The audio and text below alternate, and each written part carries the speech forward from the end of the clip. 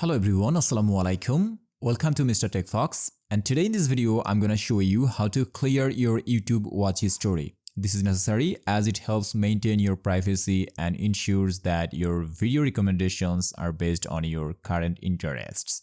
So first of all, open your web browser and log in with your account, and you will see an interface like this. Now click on the three horizontal lines in the left corner and select History from the menu. And now from here, click on Clear All Watch History. Now click on Clear Watch History again. And that's it. Your watch history is now deleted.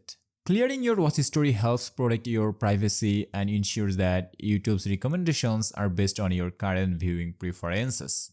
So if this video helped you, please like, comment and subscribe for more tech tutorials. See you in the next video. Till then, Allah Hafiz.